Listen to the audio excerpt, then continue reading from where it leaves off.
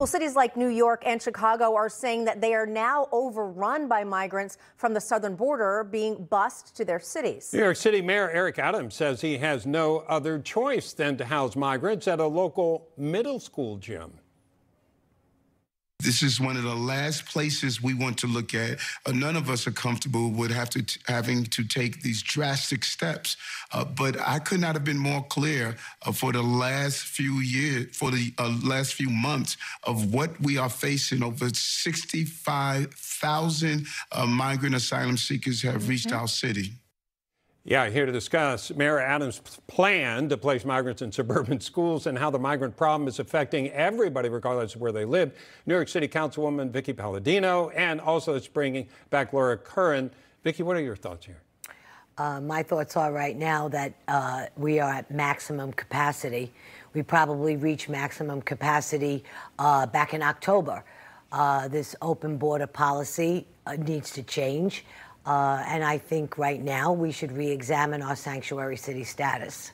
Yeah, and Laura, you know, I'm thinking that these migrants are coming in. These illegal migrants are being just kind of shoved into New York City and the outlying counties, but at the expense of Americans, homeless veterans, for example, school kids who now can't have gym class because migrants, illegal migrants, are sleeping there. So at what point do you have to say, hey, listen, you know, charity begins at home in America?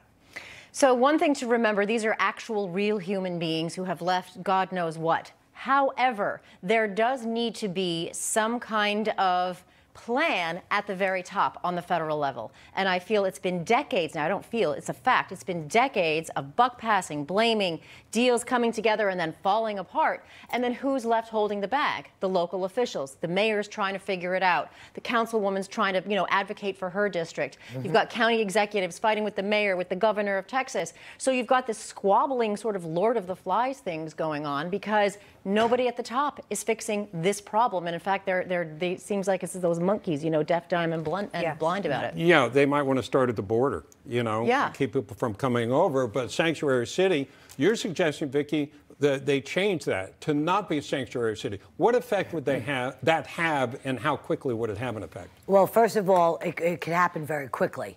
The mayor has already re-examined, and it's going back and rethinking some things that when sanctuary cities were put in place, they were put in place for a reason back then. They were put in place so that anybody who's here that isn't documented and they're caught up in a crime of sorts or whatever, they're not afraid to go forward to the police. And there were other reasons as well. People living here 20 and 30 years, they have the right to be here.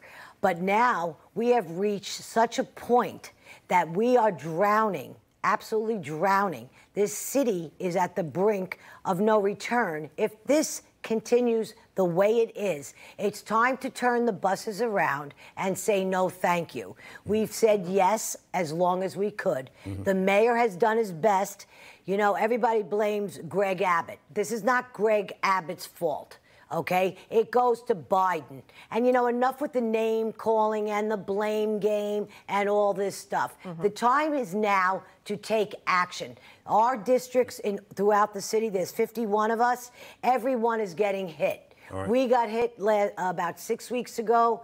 It came across that one of my hotels was going to be turned into a migrant center. Vicki, we understand the pain. We are short on time. I apologize, but I think people appreciate hearing what's going on in your district. This can come to a district near you. That's the concern, of course. Vicki Palladino, and thank you, Lauren.